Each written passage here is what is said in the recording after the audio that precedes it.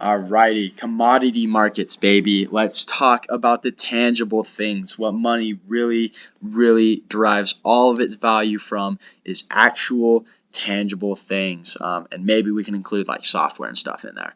But just great meme from a great TV show. I'm gonna let you pause the video, go in and watch it. Read it. You can watch New Girl right now if you want to, because it's so sick.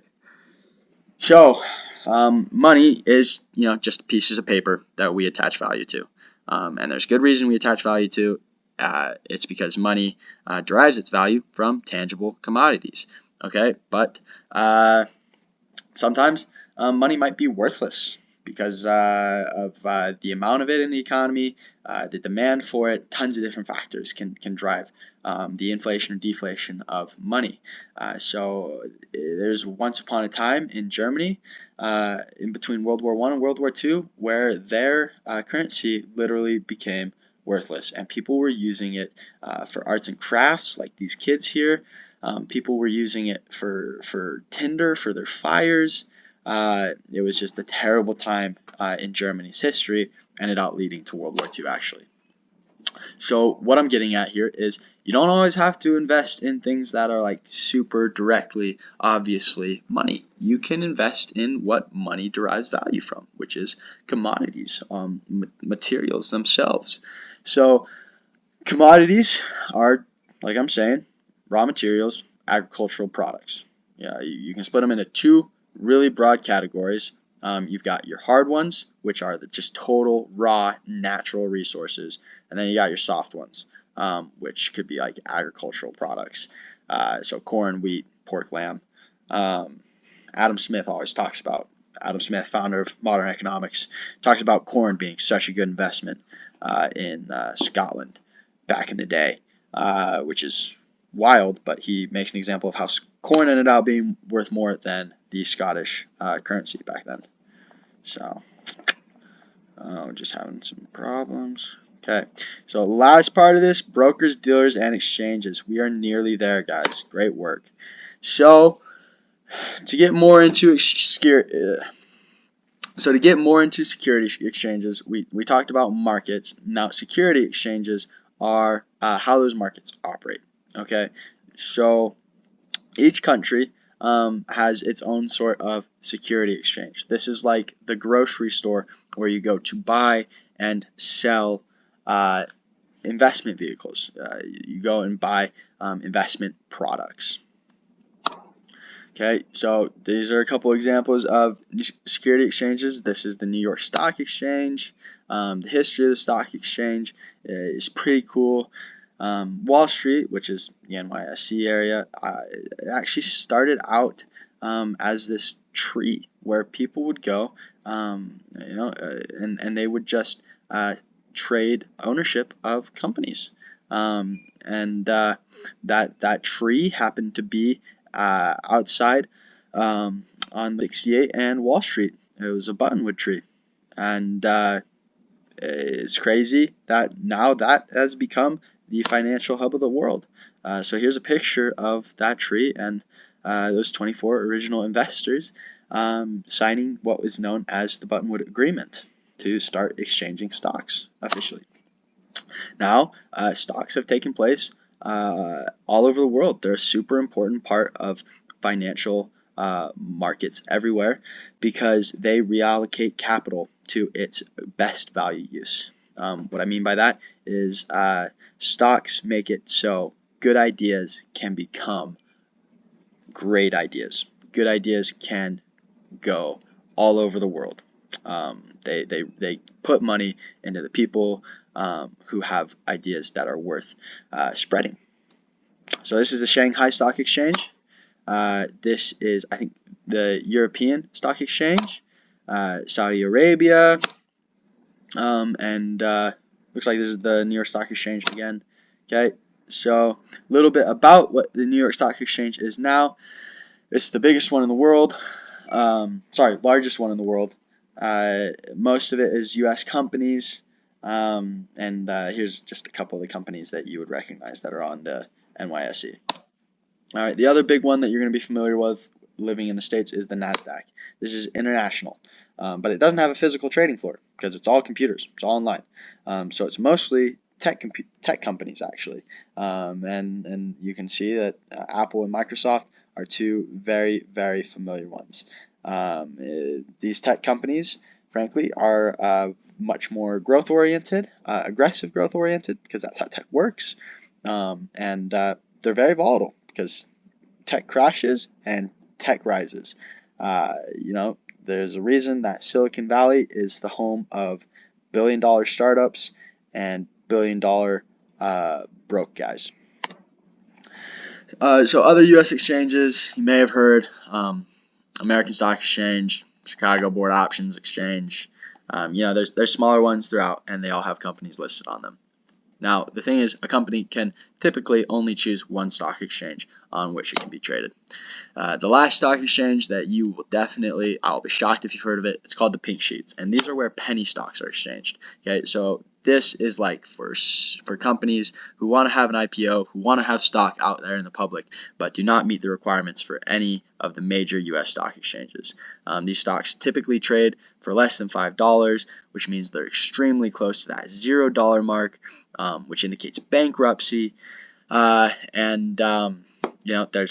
a lot of danger there, but there's also potential to be made in high volume transactions on the penny markets or the Pink Sheets. Okay, so where it gets important to understand market timing, and this isn't just market timing for stocks. I'm using a stock here as an example, but this is market timing for everything. The economy fluctuates, and with the economy fluctuating, every single one of these markets fluctuate, and every single one of the assets within those markets fluctuate. Okay, so it's not a perfect science. Your goal is to get in as low as possible. Maybe this is a pretty low point. You buy right here, and you sell right here. So you wanna buy at the lows, sell at the highs. Buy at a low, hold it for a while, sell at a high. Okay, but that's extremely difficult to do. The reality is, you're not gonna know when it's hit its high. You're not gonna know when it's hit its low, and there's risk and reward in every single one of these assets. How you access these markets are through brokers and brokerages. Brokers are what make up brokerages. These are like the cashiers. Okay, they imagine them standing at the front of the stock exchange. The guys who are screaming out in all the movies saying execute this, execute that, do this, do that. These are those guys. Okay, so when you go to the grocery store, you buy bananas. You have to have somebody who scans your bananas and says this is how much they cost. Well, these are the guys who do that, except they're a little bit more licensed and legit than a guy who's helping you buy your bananas, or a robot who's helping you buy your bananas. So these are them. You got 3 options, maybe a couple more, but focus on the 3. So we got full service brokers. These are guys who dedicate their entire life to this stuff. I mean, they are full time, 127 hours a day, looking at the stock market, saying this is what's good to put in, this is what's good to pull out, this is the commodity you want to buy right now, this is the commodity you don't. You want a little bit of fixed income, let's go with a money market to be safe. Or these new bonds are getting issued right now and we've got really high interest rates. Okay, these guys know what they're doing, super legit, super licensed. Discount brokers are just going to execute your orders. So they are literally just cashiers. They don't tell you that those are bad bananas. They tell you that they cost this much money, and they're going to charge you this much of a fee for it. So, if you don't know what you're doing, a full service broker takes care of it all. If you know what you're doing, discount broker is all you need. Robo-advisors, lastly, they're just automated softwares. They're a little bit limited in what they can execute because of licensing type issues and security type issues and volume type issues, but they can figure out a lot of stuff really fast. So very good options. All right. So brokers, of course, make up what are known as brokerages, and these brokerages are probably companies you're familiar with.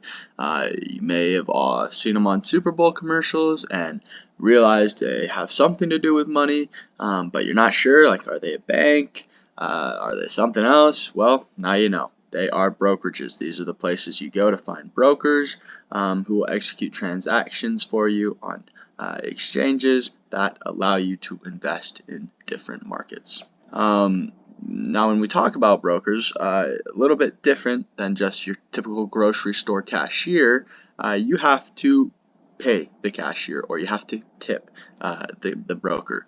And what you're typically paying or tipping is for a full service broker, 1 to 2% of whatever that broker is managing of your assets. And that makes perfect sense. I mean, these guys are dedicating their whole life to this stuff, and they know a lot about it. They're very licensed, very skilled. They're going to charge a fee in order to make you money, because they need to make money while they do it. Next part is discount brokers. So obviously they're not dedicating their life to giving you advice. They're literally just cashiers. They're checking you out, making sure that your orders get executed, and so they're charging flare fees. So every time you execute an order, they're just saying, all right, you got to pay me, $6 to go through the process, jump through the loops of executing this order for you. And of course, they're holding your assets in an account.